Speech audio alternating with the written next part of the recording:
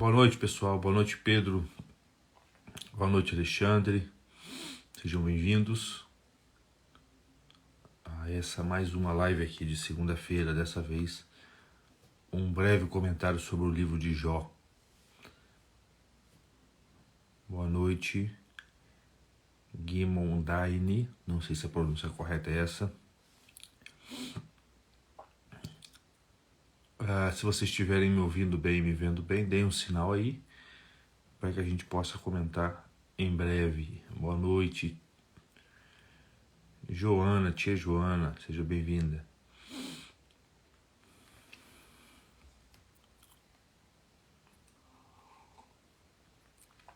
Chayenne, Fernanda, Raniel. Se estiverem me ouvindo bem e me vendo bem, deem um sinalzinho aí que a gente já começa. Maravilha, Alexandre, obrigado.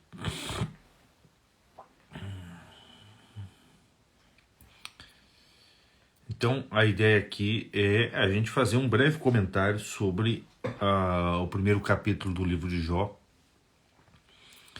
Durante o dia, pensando no conteúdo dessa live, eu me dei conta que mesmo o primeiro capítulo seria grande demais para a gente abordar aqui numa live. Então, a gente vai fazer uma breve meditação sobre parte do primeiro capítulo, mais precisamente sobre a primeira parte do primeiro capítulo, quando é descrito quem foi o Jó, qual era a sua condição moral, quais eram as suas, como era constituída a sua família e quais eram as suas posses. Eu não sei se vocês conhecem o livro de Jó. Quem não conhece, vale muito a pena ler. De repente aproveitar essa semana aí após a live e dar uma lida no livro. É um livro bem pequenininho que fica ali, acho que imediatamente anterior ao livro dos Salmos. Então, é considerado um dos livros sapienciais ali da Bíblia, que conta a história desse homem justo, que até onde se sabe era de certo modo um pagão. Tá? Jó não era um judeu, tá? Ele viveu bem antes de Cristo e não pertencia exatamente ali à linhagem de Abraão, não pertencia à aliança que Deus fez com Abraão e com Moisés. Então ele, na verdade, é um exemplo, um dos vários exemplos que a Bíblia traz de um indivíduo que estava fora da chamada antiga aliança e da nova aliança e que, no entanto, em razão da sua retidão moral, do seu comportamento, da sua fina consciência moral, conseguiu se santificar e se justificar, se tornar um homem justo. Então, nós temos em Jó ali o exemplo não somente de um homem justo, de um santo, por assim dizer, mas de um santo que estava fora das duas grandes alianças que Deus estabelece com os homens, né? A aliança feita ali com o povo judeu e a nova aliança feita a partir de Jesus Cristo com todos os povos. Muitas vezes as pessoas perguntam para a gente aqui, aqueles que não conheceram Jesus Cristo, aqueles que não são cristãos, aqueles que pertencem às nações pagãs, essas pessoas têm chance de se salvar? Como é que funciona para elas a salvação? E a própria Escritura, na figura do Jó, já dá uma resposta para isso, porque Deus considerou Jó um homem justo e reto. A história, quem se lembra, mostra uma assembleia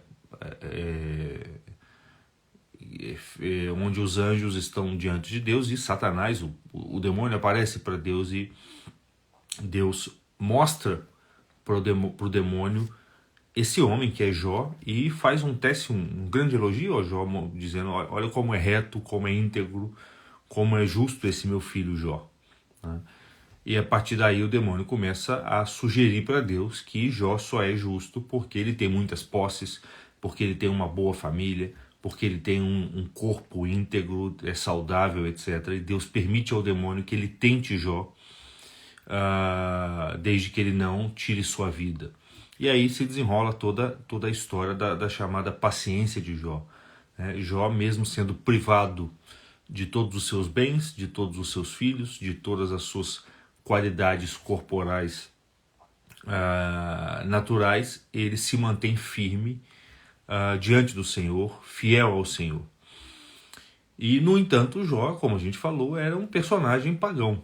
Tá? Então é um exemplo de um justo, de um santo pagão. A Bíblia apresenta outros exemplos como esse, mas o de Jó é especial porque existe um livro inteiro dedicado à história de Jó. Então quem não conhece o livro, tá aí a oportunidade para poder conhecê-lo de repente essa semana. É um livrinho bem pequenininho e muito rico, de um simbolismo assim, inesgotável. O que a gente vai fazer aqui hoje é pegar só o primeiro parágrafozinho ali do primeiro livro e mostrar como nessa breve descrição de quem foi Jó já existe uma série de elementos que dizem respeito às qualidades próprias do homem justo, né? Daquele homem que tem uma vida espiritual íntegra e que de algum modo já pode ser considerado um filho de Deus.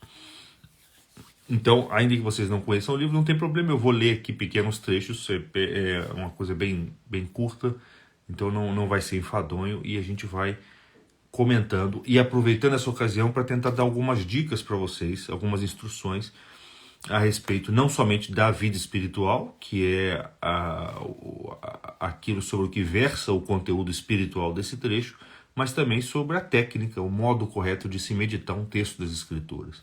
Então nós faremos isso a partir de agora. Sejam bem-vindos aí, o pessoal que chegou agora, Chayenne, André, Paula, Davi, Mariane, Lucas, Douglas, Heloísa, Antônio, Sandra, Cássia, Cíntia, sejam todos bem-vindos. Então vamos lá. Bem,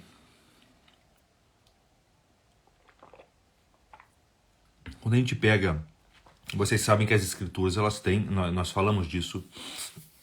A Cássia respondendo aqui, a Cássia perguntando qual é o nome do livro. É o livro de Jó. O livro de Jó, ele está imediatamente antes dos Salmos, tá? No Antigo Testamento. Então ele é um dos livros sapienciais, assim como o livro da sabedoria, o livro dos Salmos, o livro dos Provérbios. Você tem ali o livro de Jó, que conta a história, como eu disse, desse homem justo. Quer dizer, esse homem que se santificou, que foi bem visto aos olhos de Deus, e que, no entanto, era um pagão.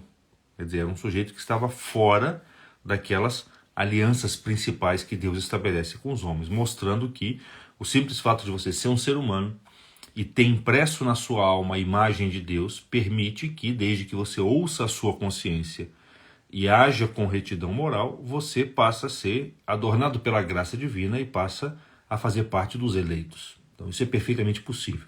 São João Crisóstomo, comentando a história de Jó, fala assim: a história de Jó deixa muito claro que Cristo não ensinou nada de novo. Olha que coisa até ousada, se você olhar, dependendo do aspecto pelo qual você olha. São João Crisóstomo diz isso: Cristo não ensinou nada de novo. Aquilo que Cristo ensinou já estava impresso no coração dos homens, mesmo dos homens, dos gentios, dos pagãos. Então, desde que o homem consiga, por uma introspecção, por uma série de virtudes que nós vamos descrever aqui, ouvir a sua própria consciência, ele consegue, de algum modo, se alinhar à vontade divina e se justificar, se tornar um homem santo, como é o caso de Jó. O próprio Santo Agostinho diz, nas suas retratações, que isso que nós chamamos de cristianismo hoje sempre existiu.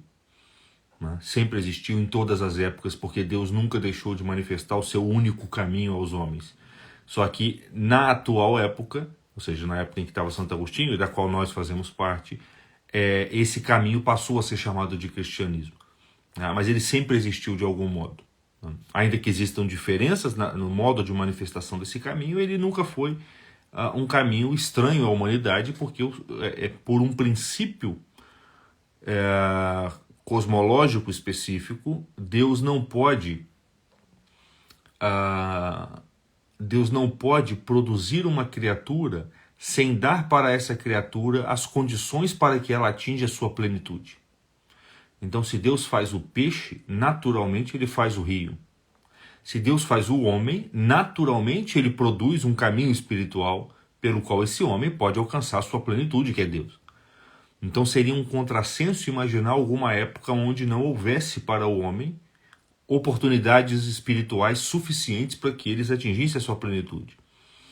E essas oportunidades, na verdade, são uma só. É o próprio cristianismo, que, como diz Santo Agostinho, sempre existiu, mesmo antes de Cristo, mas em modalidades diferentes. Seja impresso no coração do próprio homem, na forma da consciência moral, seja manifesto pela aliança que Deus faz com todos os povos, através de Noé, ou através da aliança que ele faz com os judeus, e mais tardiamente, definitivamente, com a aliança instaurada pelo seu Filho Jesus Cristo. Então, respondendo aí a pergunta da Cássia, a gente vai falar um pouquinho sobre o livro do Jó, o livro de Jó. Um livro excelente, vale muito a pena ler. E o livro começa assim. Logo no primeiro capítulo, diz aqui o texto: havia na terra de Uz um homem chamado Jó. Uz, que pode ser escrito como U-S ou H-U-S, é o nome de uma região ali na Arábia, perto da Palestina, etc. É o lugar de onde veio Jó.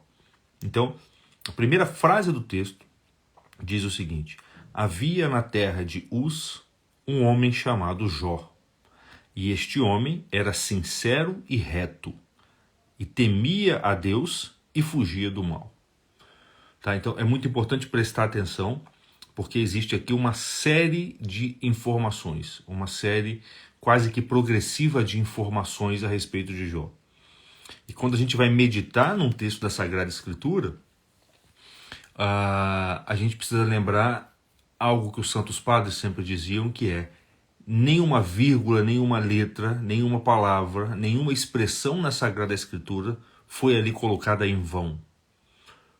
Um texto, quando ele é inspirado, e num certo sentido é escrito pelo próprio Deus, tudo o que o compõe, ou seja, todos os elementos que o compõem, estão prenhes, estão grávidos de significados espirituais, significados profundos, que podem ser sondados e descobertos de acordo com a profundidade da alma daquele que lê. Então, na medida em que o sujeito que lê o texto está como que agraciado pelo Espírito Santo, ele consegue extrair daquele texto uma série de informações e de detalhes cada vez mais profundos, porque o texto foi escrito sob inspiração do próprio Espírito Santo.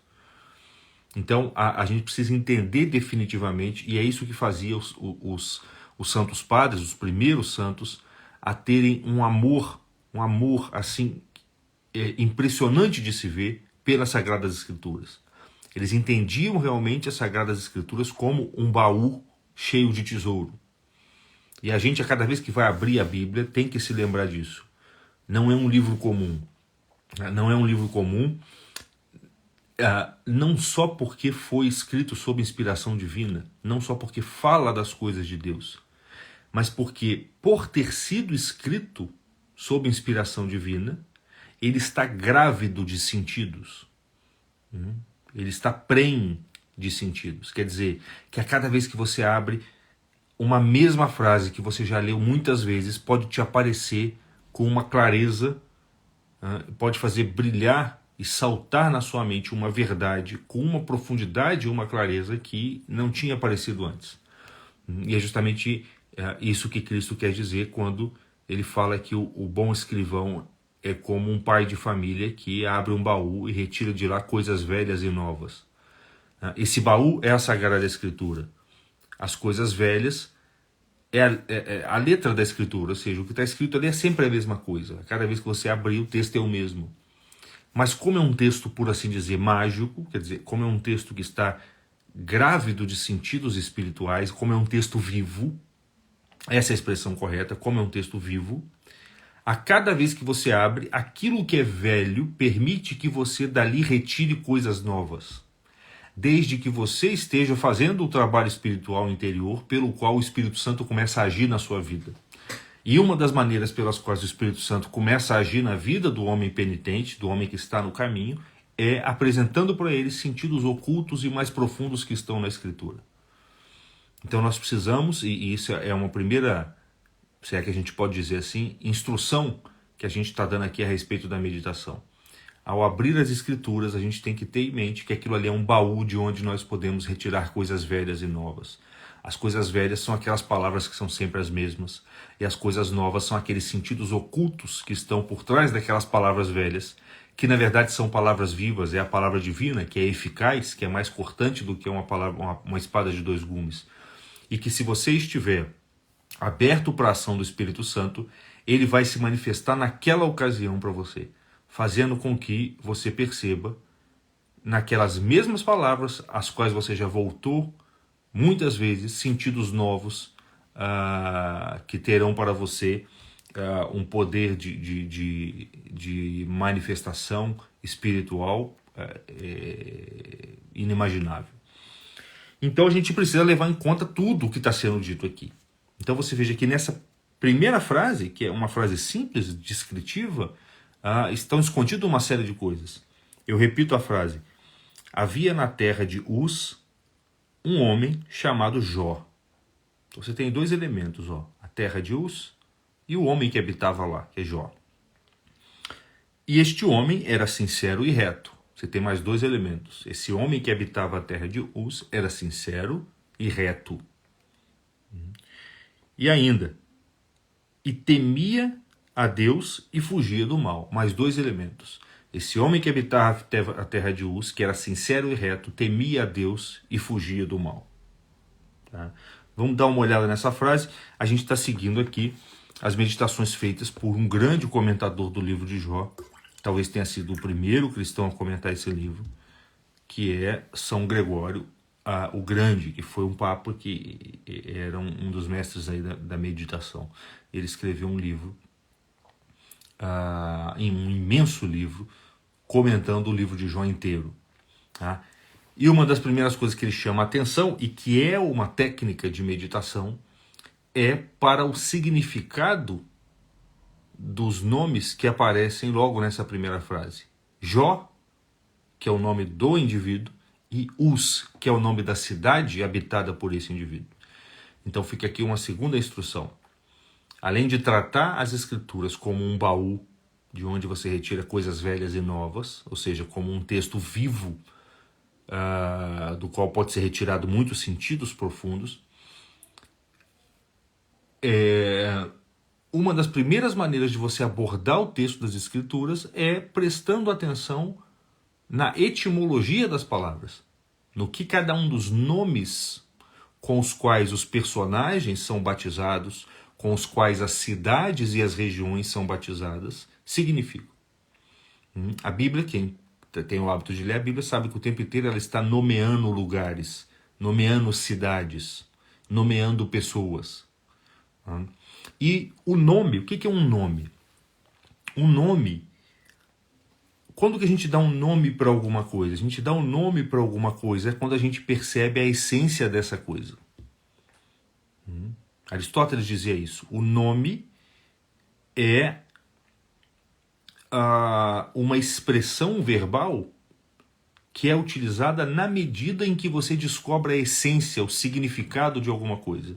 Ninguém precisa dar nome para algo se não percebeu em algum grau a essência desse algo, o que esse algo significa.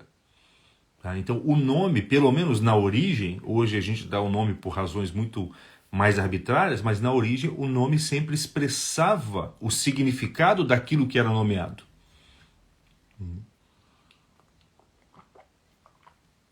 O nome das pessoas antigamente era dado levando em conta o sentido próprio daquela pessoa, o significado próprio daquela pessoa. O nome das cidades, antigamente, era dado de acordo com alguma característica específica daquela cidade, porque é próprio do nome ser dado na medida em que você percebe o sentido, o ser ou a essência das coisas. Lembrem quando vocês têm algum sentimento confuso e que vocês não conseguem distingui-lo corretamente interiormente, e vocês estão naquela situação de quem está sentindo alguma coisa, mas não sabe o que é. Eu estou sentindo alguma coisa, mas eu não sei o que é. Eu não sei se é medo, tá? Eu não sei se é pavor, tá? Eu não sei se é respeito, até que quanto mais você vai distinguindo esse sentimento que você está sentindo, mais você vai percebendo a essência dele, vai percebendo o que ele é, até o momento em que você sente necessidade de dar um nome específico para ele. E você fala, ah, entendi, isso aqui que eu estou sentindo é tal coisa. Você só consegue nomeá-lo na medida em que ele se distingue dos outros sentimentos que também existem dentro de você. Enquanto você não consegue distinguir aquele sentimento dos outros que existem dentro de você, você não precisa nomeá-lo. Você o chama por um nome genérico. Você fala, é uma coisa que eu estou sentindo aqui. Mas tão logo a natureza dele se manifesta tal como ela é, e você pode distingui-lo dos outros sentimentos, você tem a necessidade de dar um nome. Então, por conta disso, prestar atenção nos nomes das pessoas, das personagens e dos lugares que aparecem nas escrituras é uma coisa muito importante, porque todos esses nomes já dizem alguma coisa, expressam alguma coisa sobre o sentido daquele objeto que está sendo nomeado. O que eu estou querendo dizer? Jó não era chamado de Jó à toa. A cidade de Uz não era chamada de Uz à toa. Algo já está querendo ser dito, algo já está se manifestando no próprio nome Jó e no próprio nome Uz. Então, se o texto diz, na sua primeira sentença, havia na terra de Uz um homem chamado Jó, um primeiro movimento meditativo já pode surgir disso aqui. Ó. Você pode pegar essa frase e meditar nela durante muito tempo, porque muita coisa pode sair daqui. E um primeiro caminho pelo qual você pode começar a adentrar no sentido oculto desse texto, buscando o sentido espiritual dele, é se perguntando, o que significa Jó? Por exemplo, o que significa Jó? Ou o que significa Uz? E São Gregório o Grande, ele vai trazer uma etimologia muito específica da palavra Jó, que eu acredito que seja mais verdadeira, porque é muito antiga. Ele vai dizer que Jó significa luto. Daí o nome da nossa live, o luto das coisas presentes. Então, Jó significa luto. E o que é o luto? O luto é aquele estado de gravidade e de pesar e de sofrimento e de uma certa tristeza que o homem sente, no qual o homem se coloca em razão da ausência de algumas coisas. Então, quando nós estamos em luto, é porque algo nos falta, algo que nos é caro, nos falta, nós estamos na ausência de algo, e essa ausência produz em nós uma gravidade, né? Um peso, né? Um certo sofrimento, um certo pesar. Né? E a palavra luto, que segundo São Gregório o Grande é o significado do nome Jó, indica justamente isso, esse estado de pesar em razão da ausência de alguma coisa. Tá? Então, ele vai dizer, Jó significa luto, e se a própria Escritura diz que Jó é um justo, tá? O Paulo está perguntando aqui, qual a diferença de luto e tristeza?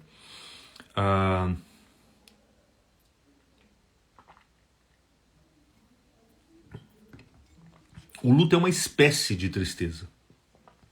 Tá? O luto é uma espécie de tristeza. Tristeza acho que seria um gênero dentro do qual existem várias espécies. Uma delas é o luto.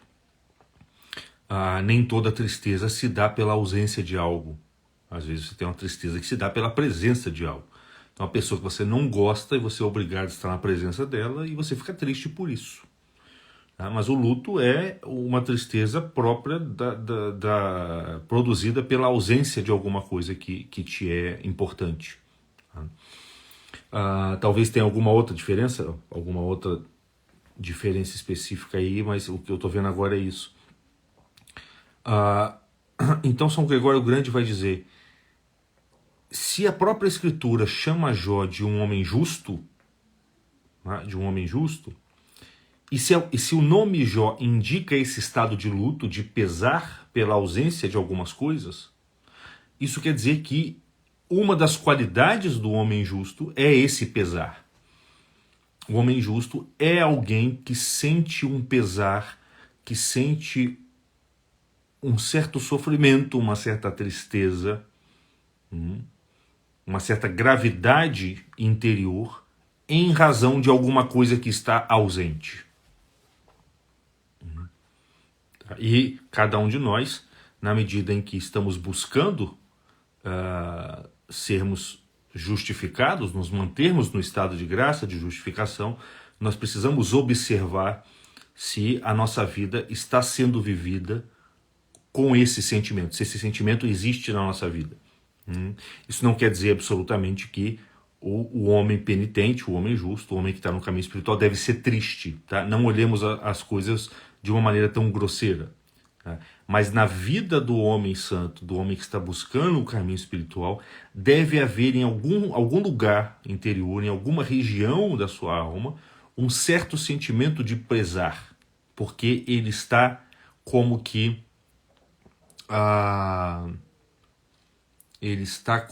alienado, quer dizer, separado de algo que lhe é fundamental. Ele vive como um estrangeiro que está separado da sua pátria.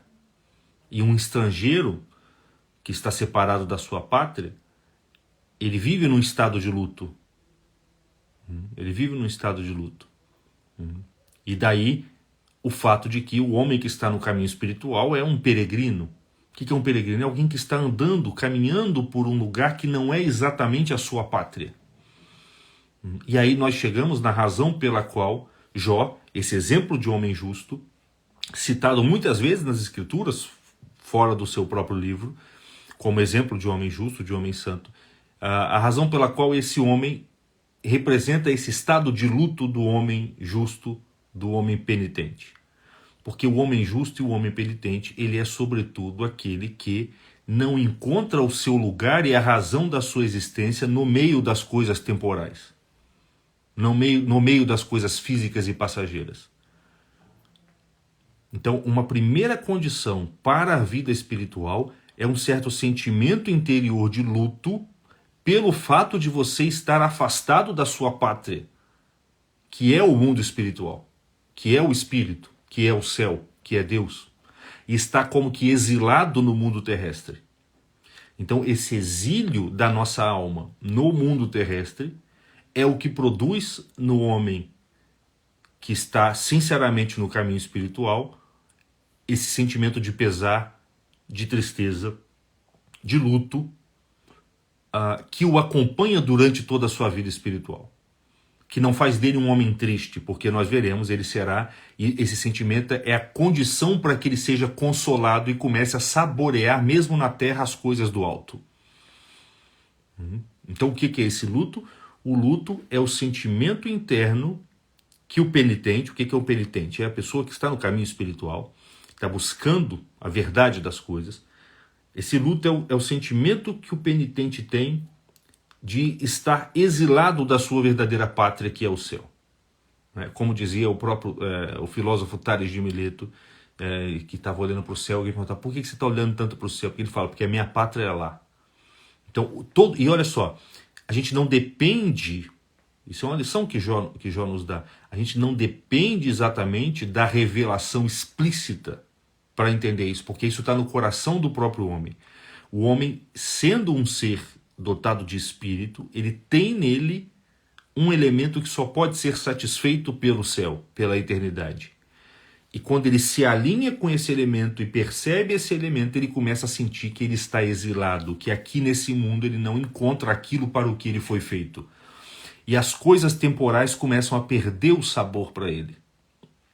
Ele não vai desprezar essas coisas, como nós veremos ainda hoje, mas elas começam a perder o sabor. Elas não têm mais para ele aquilo que elas têm para o homem comum. O homem comum, ele julga estar feliz no meio das coisas terrestres, porque ele julga encontrar nas coisas terrestres a resposta para os seus anseios.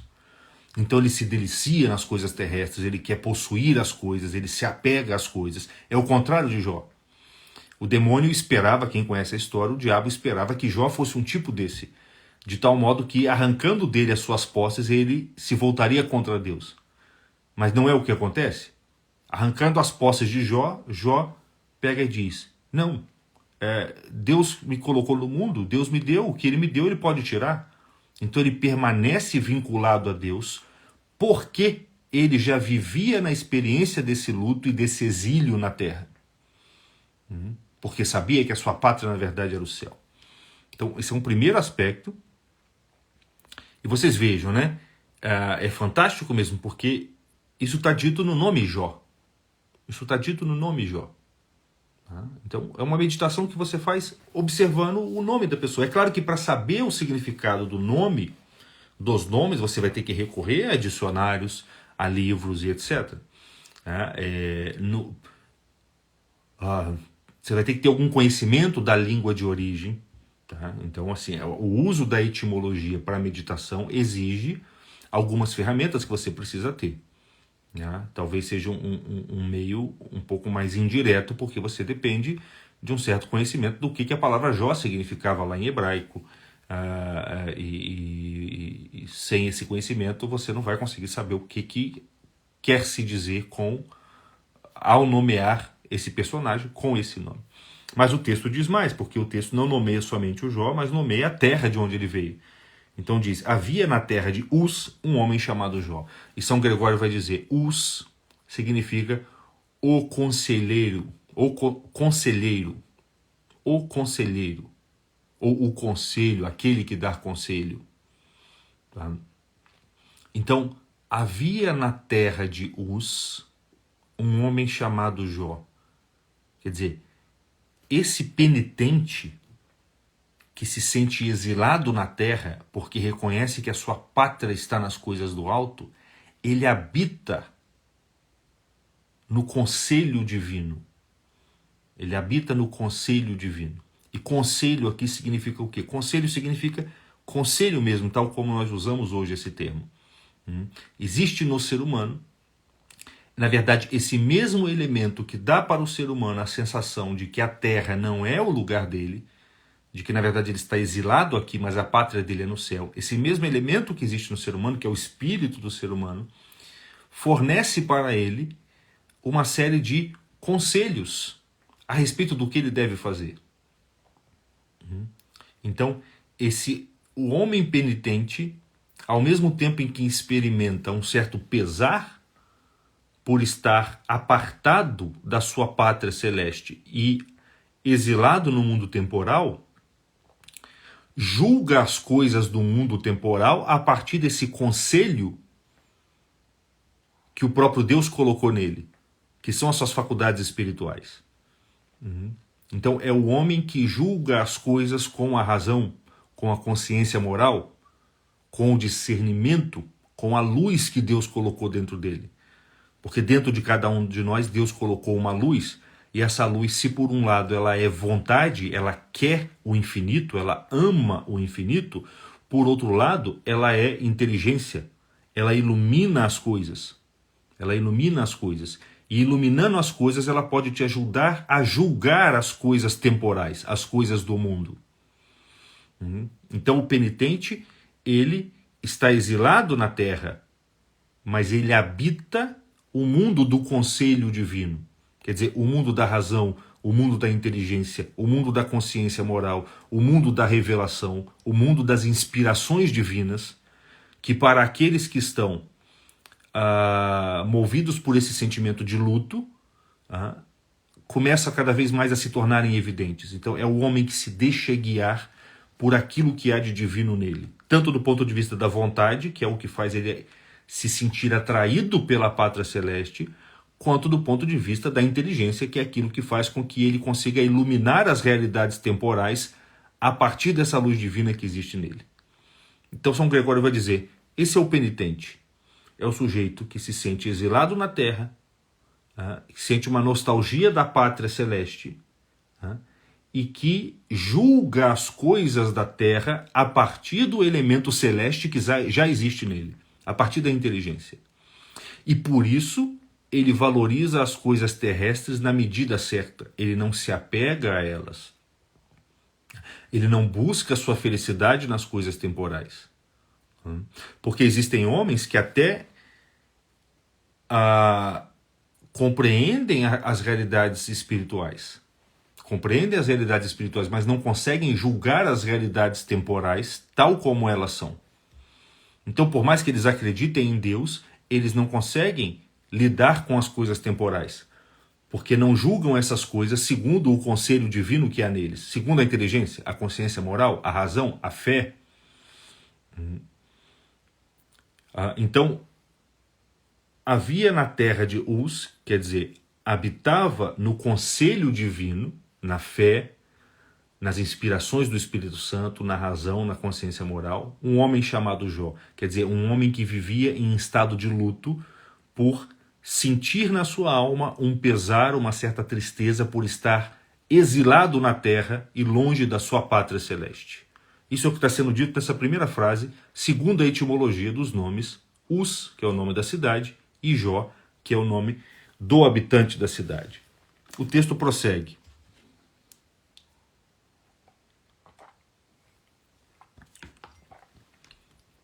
E este homem era sincero e reto. Ele era sincero e reto. Não tem muito segredo aqui, mas deve-se levar em conta que são dois qualificativos. Ele era sincero, São Gregório vai dizer, ele era sincero pela fé. Ele era sincero pela fé, quer dizer, nem todos os homens, São Gregório vai dizer, ele era sincero pela fé e reto pela ação. Quer dizer que aquilo no que ele cria, ou seja, aquilo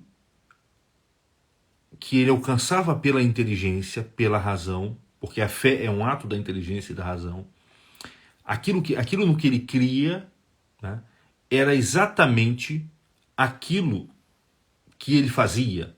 Existia um alinhamento perfeito entre a ação desse homem, né, e a crença, a concepção que ele tinha das coisas. Ele vai dizer, isso é próprio do penitente. O verdadeiro penitente, né, ele age em vista daquilo no que ele acredita. Diferente do hipócrita, tá, que age em nome de Deus, mas no fundo, na mente dele, o que existe não é Deus, é ele mesmo, é o respeito humano. Tá?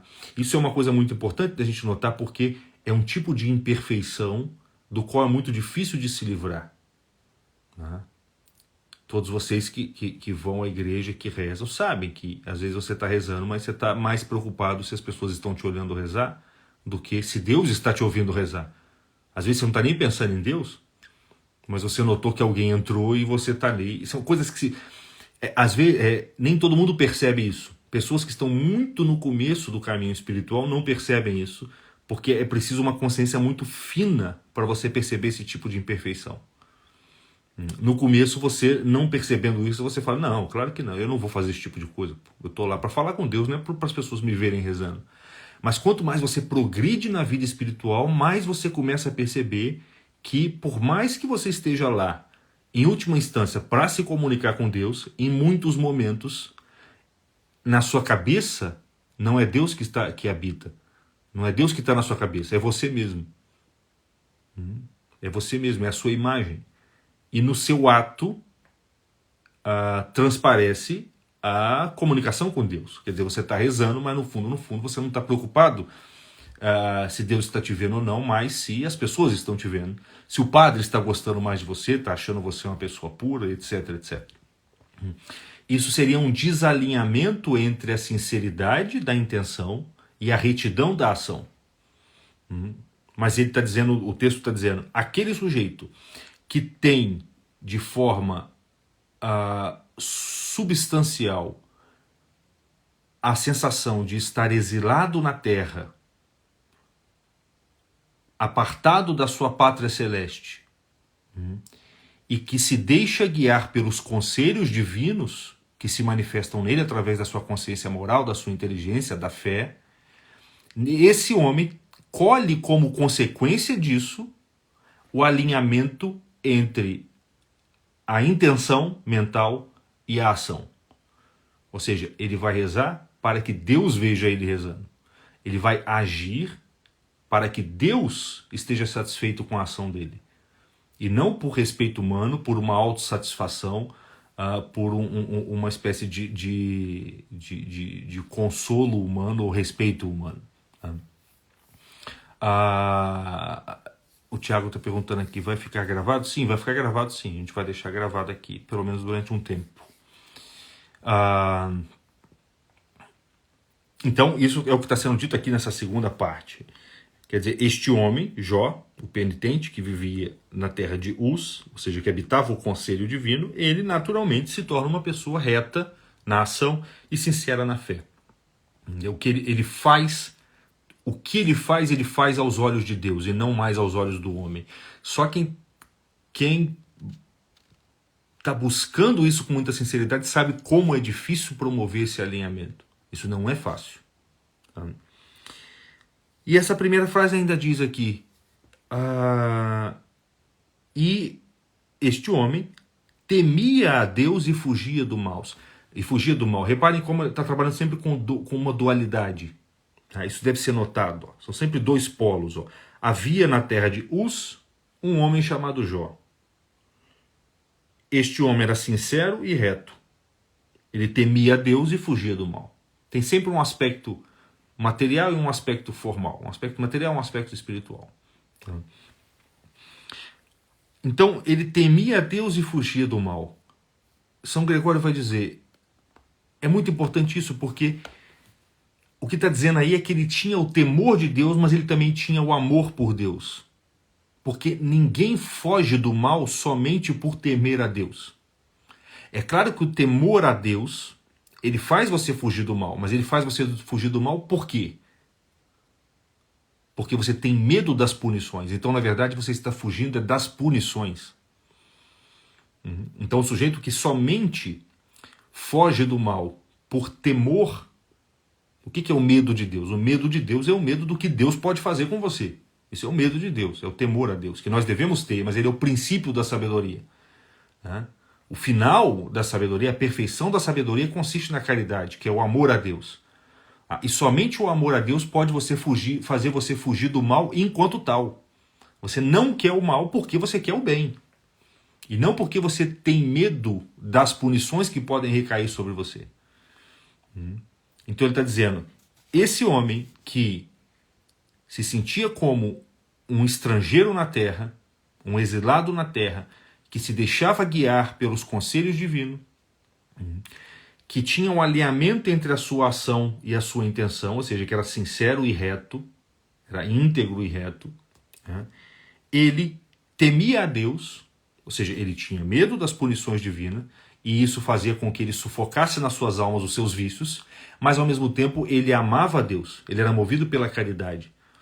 E por isso ele fugia de fato do mal. Ele fugia do mal. E não somente das punições, por assim dizer. E se pelo temor a Deus ele sufocava na sua alma os vícios, pela caridade ele fazia brotar na sua alma as virtudes. Por isso que na sequência o que é dito é o seguinte, veja que coisa interessantíssimas. Temia a Deus e fugia do mal. E então nasceram-lhe 7 filhos e 3 filhas. Olha que maravilha. Quer dizer, ele temia a Deus e fugia do mal. Quer dizer, ele tinha temor a Deus e tinha amor a Deus. E justamente por isso, ou seja, justamente por ter sufocado os seus vícios através do temor a Deus e feito brotar as virtudes no seu espírito, a partir da caridade, do amor a Deus, nasceram-lhe 7 filhos e 3 filhas. O que os filhos representam aí? O que os filhos e as filhas representam aí? Olha, a meditação, quando você não vai pela etimologia, você tem que ir pelo o que as coisas são. O que é um filho? O que é um filho? Um filho é, antes de tudo, uma coisa que nasce de você. Pronto, já pegou o eixo para você entender o que o filho quer dizer aqui. Nasceram-lhe 7 filhos. Quer dizer, 7 coisas. Se a gente está entendendo aqui o Jó como a alma do penitente, a alma do homem justo, do homem que está peregrinando pela terra, em busca de Deus, e se está dizendo aqui que em razão de todas essas qualidades que ele tinha antes, dessas virtudes que ele tinha antes, nasceram-lhe 7 filhos, quer dizer que dentro dessa alma surgiram, brotaram, tá, 7 frutos. Não são, como a Júlia está sugerindo aqui, exatamente o que se chama de frutos do Espírito Santo. Os frutos do Espírito Santo seriam como que o amadurecimento desses filhos. Tá? São, na verdade, os dons do Espírito Santo, que de modo geral são frutos do Espírito Santo, porque são gerados na nossa alma por ele. Então, essa alma que, desprezando as coisas terrenas, se abrindo para o conselho divino, alinhando a sua intenção com a sua ação, temendo a Deus e amando Deus a ponto de fugir do mal, nela o Espírito Santo começa a trabalhar nessa alma, porque ela abriu espaço para o trabalho do Espírito Santo, e o Espírito Santo começa a fecundá-la e a produzir nela os sete dons do Espírito Santo. Né? O dom do temor a Deus, o dom da piedade, o dom do conselho, o dom da fortaleza, o dom da inteligência, entendimento, ciência, sabedoria. E o que são os dons do Espírito Santo? Por que eles são chamados aí de filhos? Porque o filho o masculino é um princípio ativo. A gente explicou na live sobre e homem e mulher os criou, a gente explicou que o homem sempre tem a conotação de um princípio ativo.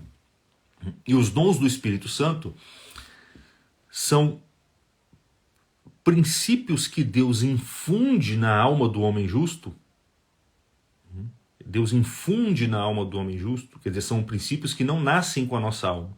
Eles não derivam da nossa natureza, mas eles derivam da sobrenatureza, quer dizer, é o próprio Deus que infunde na sua alma esses 7 princípios, que são chamados 7 dons do Espírito Santo.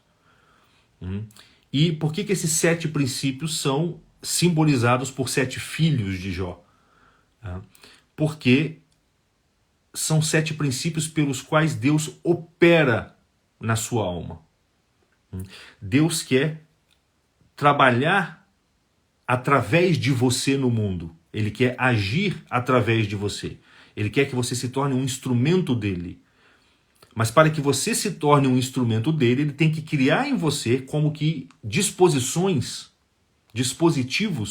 pelos quais a sua alma possa ser um instrumento adequado para que ele haja. Do ponto de vista natural, Deus não pode agir na sua alma diretamente, porque a sua natureza não permite isso. A sua natureza, ela permite que os elementos da natureza hajam nela. Então você tem, por exemplo, um princípio pelo qual você vê as coisas, pelo qual você ouve as coisas, pelo qual você sente o cheiro das coisas, pelo qual você deseja as coisas.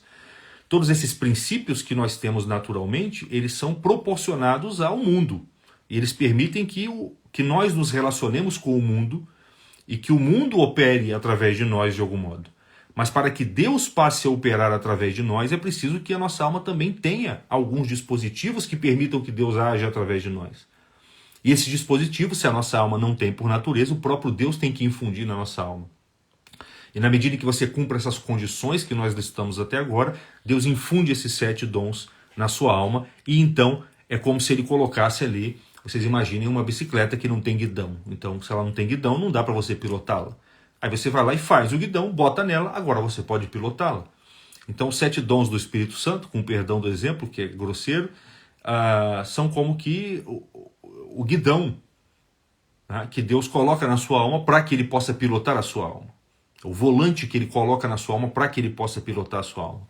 E por isso esses dons são exemplificados, são simbolizados pelos filhos, para indicar pela masculinidade, pela virilidade dos filhos, esse poder de operar na alma humana que é dado pelos 7 dons do Espírito Santo. Esse poder pelo qual Deus pode operar na alma humana e que é dado pela infusão dos 7 dons do Espírito Santo. Dom do conselho, da piedade, do temor a Deus, da fortaleza, sabedoria, entendimento, ciência, etc. Etc. Não, acho que eu listei os 7 aí. Então, esses 7 dons do Espírito Santo são 7 filhos. Então, o que está dizendo aqui? Na medida em que Jó vivia de fato como um exilado, com nostalgia da pátria celeste, alinhando a sua intenção, que era alimentada pelo conselho divino, pela fé, pela consciência moral, com a sua ação, né, temendo a Deus e amando Deus, fugindo do mal por isso, a alma dele começou a ser adornada pelo Espírito Santo e começa a ser movida pelo Espírito Santo. Então nasceram-lhe 7 filhos. Mas o texto acrescenta, nasceram-lhe 7 filhos e 3 filhas. E o que são essas 3 filhas? Para quem conhece a doutrina, é fácil imaginar, assim como a Júlia aqui, muito rapidamente, pensou nos frutos do Espírito Santo. Quem conhece a doutrina, muito espontaneamente vai pensar, peraí, se os 7 filhos são 7 dons do Espírito Santo, pelo qual Deus opera em nós, as 3 filhas só podem ser as 3 virtudes teologais, pelas quais a nossa alma é como que fecundada pelo próprio Deus, pelos quais a nossa alma se une ao próprio Deus, e pelos quais os 7 dons do Espírito Santo encontram a sua perfeição e adquirem para nós uma herança na eternidade. Então os filhos representam essa herança, a propagação da família de Jó ao longo do tempo. Essa propagação se dá pelos filhos e pelas filhas. Então, os 7 dons do Espírito Santo mais as 3 virtudes teologais permitem que nós consigamos uma herança na eternidade. Porque as 3 virtudes teologais, fé, esperança e caridade, também são virtudes infusas, mas que não são virtudes pelas quais Deus opera em nós, através de nós, mas são virtudes pelas quais nós nos unimos a Deus e nos tornamos capazes de conhecer Deus através da fé, desejar Deus através da esperança e nos unir a Deus através da caridade. Sem essas 3 virtudes, os 7 dons do Espírito Santo não podem funcionar. Eles atingem a sua perfeição na medida em que nós praticamos a fé, fazemos atos de fé, atos de esperança e atos de caridade com constância e com devoção. Então, se os 7 filhos são aqueles princípios ativos pelos quais Deus opera através da alma do homem justo, as 3 filhas são as 3 virtudes teologais pelas quais o Espírito Santo desposa a alma do homem justo. Tá? E da junção desses 3 com o 7, nós temos o número 10, que indica a perfeição. E a perfeição da vida espiritual está numa perfeita articulação entre as virtudes teologais e os dons do Espírito Santo, que adquirirá para nós uma herança na pátria celeste, simbolizado pela posteridade da família de Jó, que é dada justamente pelos seus herdeiros, pelos seus filhos. Então, vejam vocês, eu estou vendo aqui algumas pessoas comentando, vejam vocês, realmente é o que eu estava falando no início. Lidar com a Bíblia, com as Escrituras, como se elas fossem um baú com coisas velhas e novas. Ali dentro está cheio de pérolas. Tá? Aquilo ali é vivo. E a gente tem que aprender com os grandes santos, como São Gregório, como Santo Antônio, como Hugo de São Vítor, como São Gregório de Nissa, como Orígenes e Santo Agostinho, Santo Ambrósio, a como extrair essas coisas lá de dentro. Porque se você estuda os Santos Padres,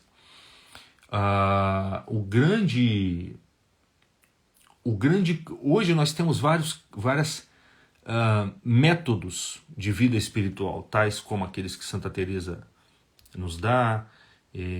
Nós temos São Francisco de Sales na Filoteia, mas nos períodos mais remotos da tradição cristã, o grande caminho espiritual do qual os santos dispunham era a leitura e a meditação nas Sagradas Escrituras. Isso aqui é um caminho espiritual, esse tipo de leitura é um caminho espiritual. O que nós estamos fazendo aqui é dar uma interpretação espiritual para um texto literal, histórico. Está contando a história de Jó, mas como é um texto inspirado pelo Espírito Santo, essa história, como eu disse, ela está grávida de sentido espiritual. E com a prática da reflexão a gente consegue extrair isso aqui lá de dentro. E extraindo isso lá de dentro, Deus começa a falar conosco e dizer o que a gente tem que fazer para que Ele comece a agir e operar dentro de nós.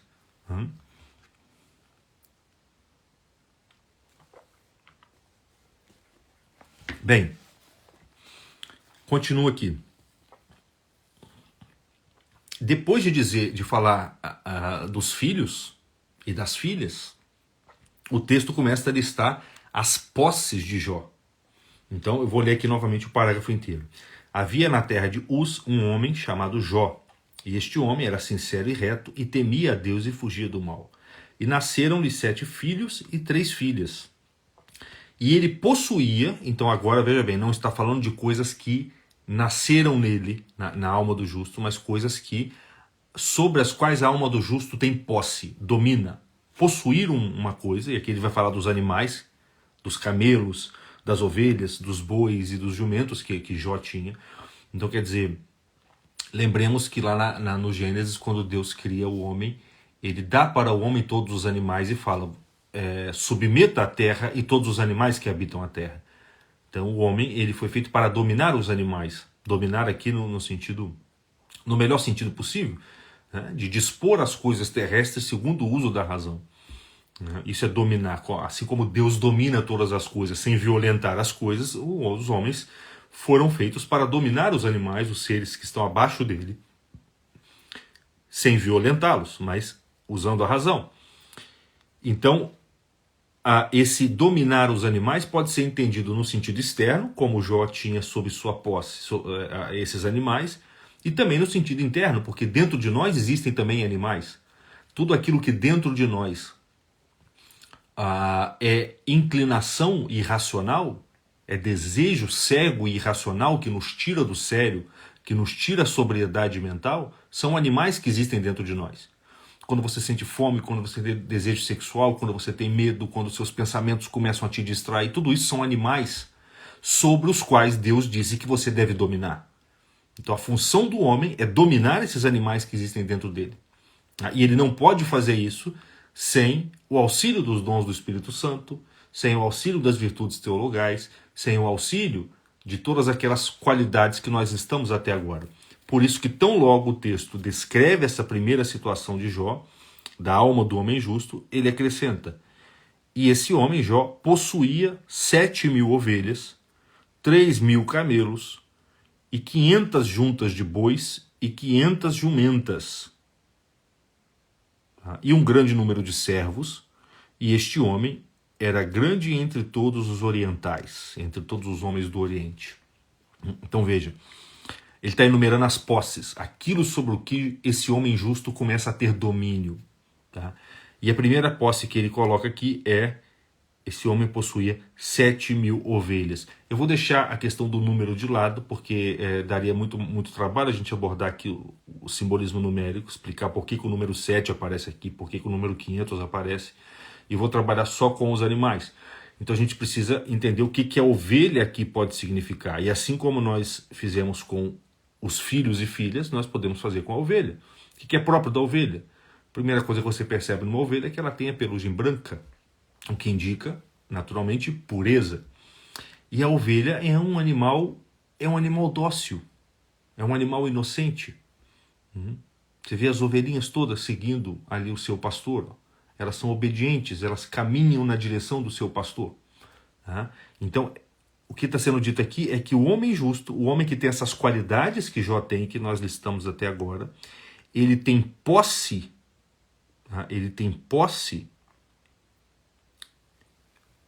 de pensamentos puros e inocentes. Ele produz na sua mente pensamentos puros e inocentes, simbolizados pelas ovelhas. Quer dizer, produzir, que quer dizer o quê? Ele consegue manter constantemente na sua mente a pureza do pensamento.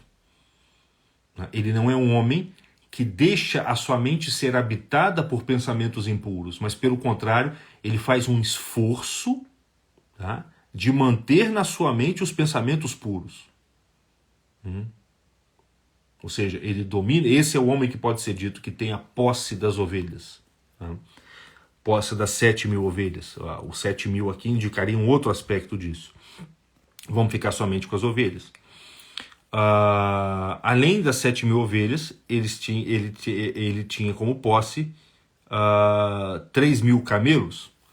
E veja que coisa maravilhosa que São Gregório diz. Uma coisa assim terrível, porque é tão evidente, cara. E eu pensando, assim, meditando nisso sozinho, eu não cheguei nisso. Mas é tão evidente, né? O camelo, ele tem duas elevações assim nas suas costas, né? O camelo é um animal curvo, ele tem uma curva nas costas. E assim, se todas as criaturas foram feitas pela sabedoria divina, elas foram feitas para expressar algo para nós. Deus quis mostrar algo para os homens através de tudo que ele faz. Então, tudo que Deus cria, ele cria através da sua palavra. Ele está dizendo algo. É a palavra divina que cria as coisas. Então, Deus está se comunicando com o coração humano através das coisas que ele cria. E o camelo, esse animal tão próprio aos povos do deserto, é um animal que tem uma curva nas suas costas. Ele tem como que duas montanhas e um vale. E lembremos as palavras das Escrituras falando da justificação, dizendo que toda montanha será rebaixada e todo vale será suspenso, será elevado. Então São Gregório vai dizer, aquilo ali é a humildade. Tá? Esses 3.000 camelos aqui representam a humildade do homem justo que rebaixa tudo o que ele tem de soberbo, rebaixa tudo o que ele tem de soberbo, para que tudo aquilo que ele tem de sincero, de virtuoso, seja elevado. E ele faz isso à luz da Santíssima Trindade, daí a referência a 3.000. Então, o fato de, enquanto as ovelhas indicam os pensamentos puros, por conta da sua pelugem branca e do seu comportamento dócil, o camelo indica aqui a humildade, né? A exaltação do que é baixo e o rebaixamento do que é exaltado. Como diz a Virgem Maria, acho que até hoje na liturgia, o canto maravilhoso dela, ela diz, o Senhor olhou para a bondade da sua serva, para a humildade da sua serva. Então assim, os humildes serão exaltados, os últimos serão os primeiros. Os humildes, os humilhados serão exaltados. Então a alma da Virgem Maria exulta em Deus porque ela tinha a virtude da humildade. Então percebe que é um movimento do camelo? Ó, é a figura física do camelo. Um vale para duas elevações, o Paulo está dizendo aqui. Então quer dizer, você tem... na verdade, num ato de humildade que você faz, muito mais coisas são elevadas dentro de você. Então, o primeiro aspecto do camelo que São Gregório coloca é esse. O camelo, pela sua figura curva, indica esse movimento pelo qual você pega tudo que é soberbo dentro de você e rebaixa. Ou seja, você se humilha perante Deus, perante a Santíssima Trindade. Você se torna humilde. Então, pureza do pensamento. Então aqui, como a gente está falando das posses, a gente está falando das obras. Porque esse homem que é aconselhado por Deus, que vive no mundo com espírito de penitência e de exílio, tá? Ele, em algum momento ele percebe que ele precisa agir no mundo. E para agir no mundo ele começa a perceber, opa, eu preciso ter boas intenções, pensamentos puros, ovelhas. Tá? Ovelhas são muitas, tá? São muitas. Então muitos pensamentos e eu preciso que eles sejam puros e andem juntos e sigam a voz do pastor, que é a razão. Agora eu preciso também da humildade, eu preciso que todas aquelas inclinações que me levam a me colocar acima dos outros homens, acima de Deus, sejam rebaixadas, para que diante do meu próximo eu possa auxiliá-la, para que eu possa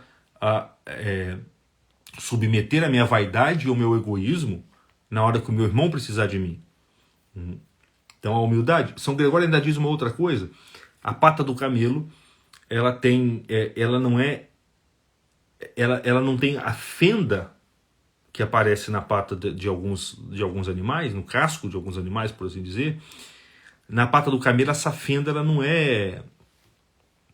ela não separa definitivamente um dedo de outro, por assim dizer. Ela faz que vai separar, mas os dedos permanecem grudados. Então não existe ali uma fenda absoluta na pata do camelo. Ela é uma meia fenda, ela é uma fenda superficial. Se você olhar no fundo dela, o pé do camelo é um só. Ele não está separado. Parece que está separado, mas não está. Tá? E São Gregório vai dizer, isso aí é o seguinte, porque esse homem penitente, que tem pensamentos puros e que exercita a humildade, ele entende que, apesar do mundo ser hostil, quer dizer, apesar das coisas temporais produzirem apego e desordem na alma, essas coisas foram feitas por Deus. Então elas têm algo de bom. Então ele sabe que ele deve usufruir dos benefícios do mundo, mas ao mesmo tempo ele sabe que ele não pode fazer isso sem um certo pesar reflexivo. Ele precisa de algum modo fazer como o camelo, que é ruminar as coisas do mundo para extrair delas o que elas têm de bom e botar para fora aquilo que elas têm de desordenadoras, aquilo que elas têm de desordem, aquilo que elas têm de grosseiro. Então esse homem vai adquirir uma capacidade reflexiva dada pela pureza do pensamento, pela humildade, por todas as virtudes que nós estamos até agora. Ele vai adquirir uma capacidade de discernir nas coisas do mundo o aspecto benéfico que elas possuem do ponto de vista espiritual e o aspecto maléfico que elas possuem. Ele não é o homem que despreza totalmente as coisas do mundo, nem é aquele que se deixa levar por elas. Ele, pelo contrário, é aquele que usufrui das coisas do mundo na medida em que elas podem conduzi-lo a Deus. E as despreza na medida em que elas podem afastá-lo de Deus. Quem se lembra, quem assistiu a live O Adultério Espiritual, que nós fizemos aqui há umas semanas, nós falamos exatamente disso. Tá? Então quem não assistiu, depois pode assistir, está gravado aí no IGTV. O Adultério Espiritual, o tema central foi esse. Que as coisas do mundo elas têm um duplo aspecto. Por um lado, elas manifestam Deus para você e foram feitas para você usufruir delas. Mas por outro lado, elas podem te enganar, te seduzir e te tornar prisioneiros delas. E a pata do camelo, que tem uma fenda que não é absoluta, mostra que a alma do penitente não está totalmente separada das coisas do mundo. Ela está separada daqueles aspectos que as coisas do mundo possuem de negativo, de aprisionadores. Ou seja, ele não se apega às coisas do mundo. Como diz as escrituras, ele está no mundo, mas não é do mundo. Então é isso que significa também o camelo. Ele está no mundo, mas não é do mundo. E o que permite ele fazer isso? Uma capacidade reflexiva que faz com que ele, ruminando as coisas, ou seja, agindo segundo uma reflexão elaborada, demorada, sutil, prudente, permita a ele distinguir o que das coisas o afasta de Deus e o que das coisas o aproxima de Deus. O aspecto simbólico das coisas, simbólico quer dizer aquilo que aproxima, aquilo que unifica, aquilo que revela, e o aspecto diabólico das coisas, aquilo que separa, aquilo que afasta, aquilo que confunde. Tá? E ainda, para a gente encerrar, o texto diz aqui, além das 7.000 ovelhas, dos 3.000 camelos, ele tinha 500 juntas de bois. Ele vai dizer, esses bois são como que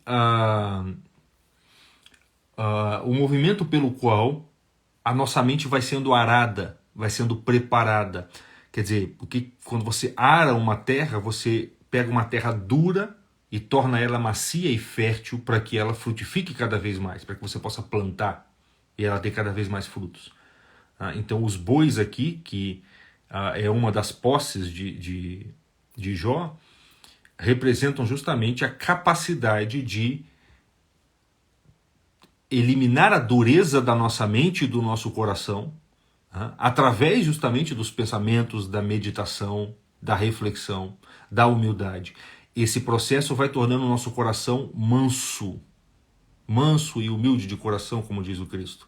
E essa mansidão vai abrindo a nossa alma cada vez mais para a ação daqueles dons do Espírito Santo, das virtudes teologais e do próprio Deus, e configurando a nossa alma cada vez mais a alma do próprio Cristo, a figura do próprio Deus. E por último ele fala das 40 jumentas, que Jó também possui. Ele vai dizer as 40 jumentas são aqueles pensamentos perversos, porque lá no fundo da sua alma você tem as perversões sexuais mesmo, aqueles pensamentos devassos que você tem. Esses pensamentos devassos eles têm que ser submetidos como o jumento, porque o jumento é teimoso e você precisa submetê-lo com força. Então lá no fundo da sua alma os pensamentos devassos vão ser dominados com força, desde que você, adquirindo essas condições anteriores, tenha em seu auxílio a graça e o Espírito Santo, trabalhando incessantemente dentro da sua alma, produzindo nela essa verdadeira, como é que se diz? Esse verdadeiro organismo espiritual, como diz o São Tomás de Aquino. E para encerrar, diz o texto. E além disso, ele tinha um grande número de servos. Ele tinha um grande número de servos, quer dizer que Todos os seus pensamentos, todas as suas potências serviam ao Senhor da alma, que é a razão, que é a inteligência.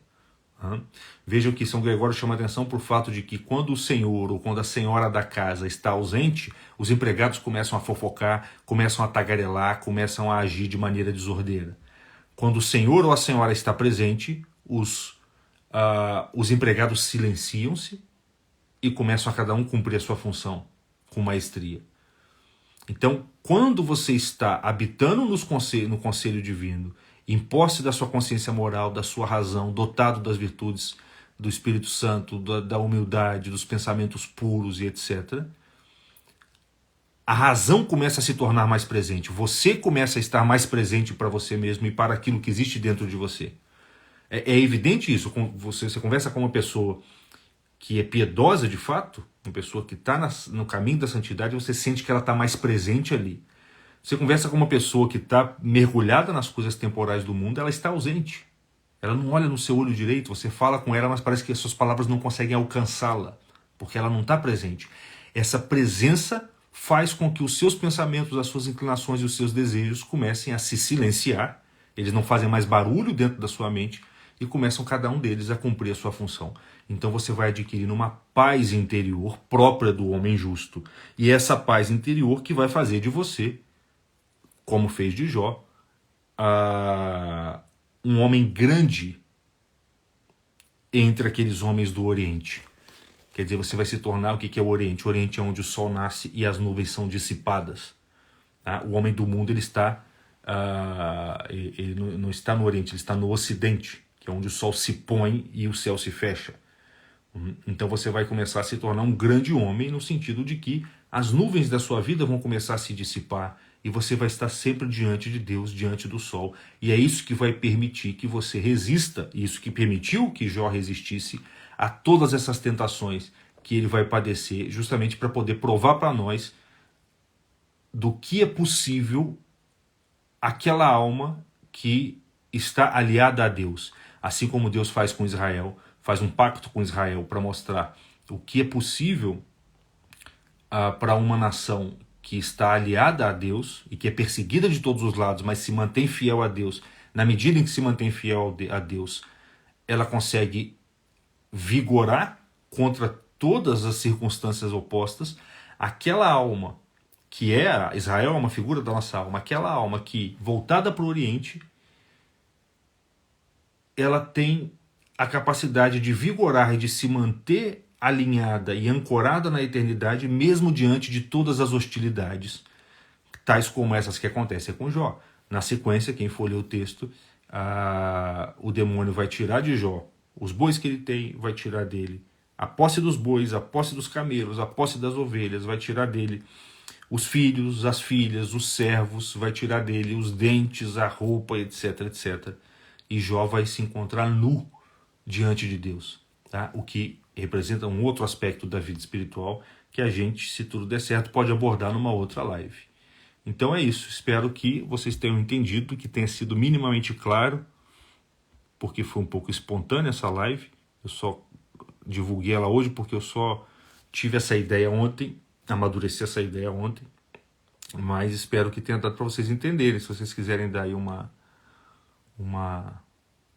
fazer um comentário, se foi inteligível ou não, eu agradeceria.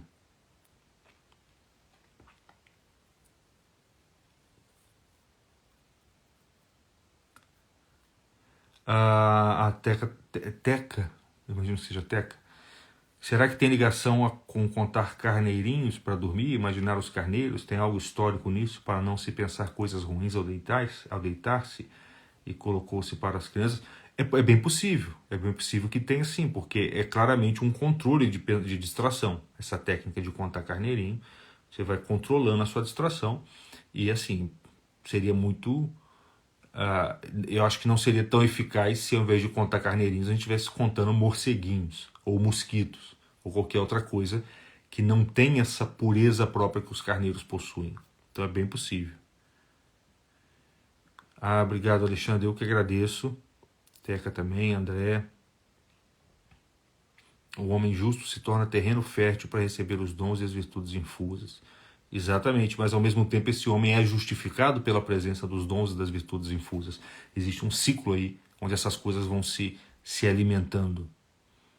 Ah, obrigado, Tiago, que bom. Valeu, Paulo. Paulo tá sumido aí, hein? Beatriz, vai ficar salva sim, você pode ver ela inteira depois com mais calma.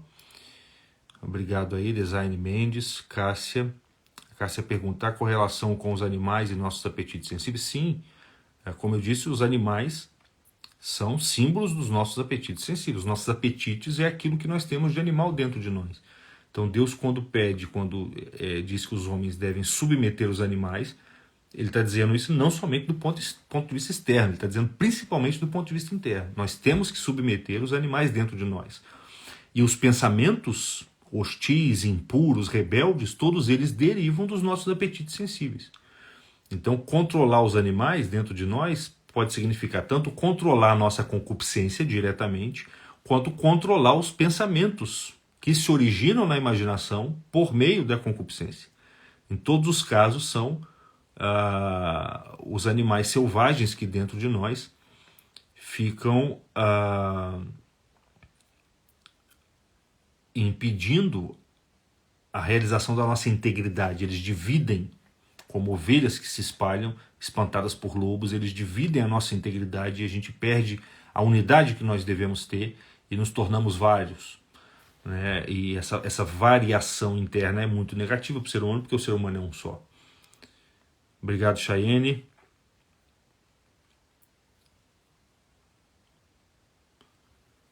Marinês, que bom que a senhora chegou. Não há tempo, mas chegou. Estava na Santa Missa.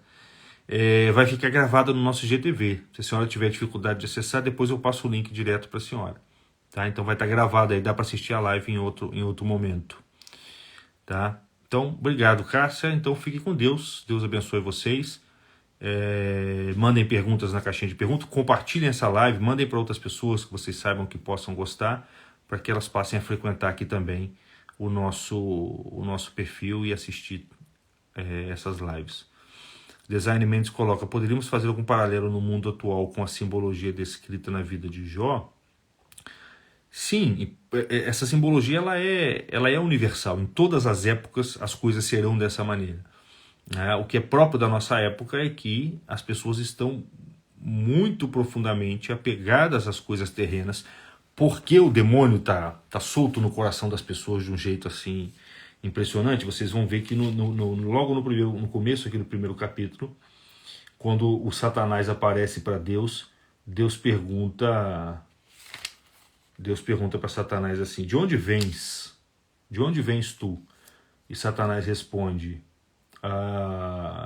eu estava vagando pela terra, eu estava errando pela terra, eu estava dando voltas pela terra, percorrendo a terra.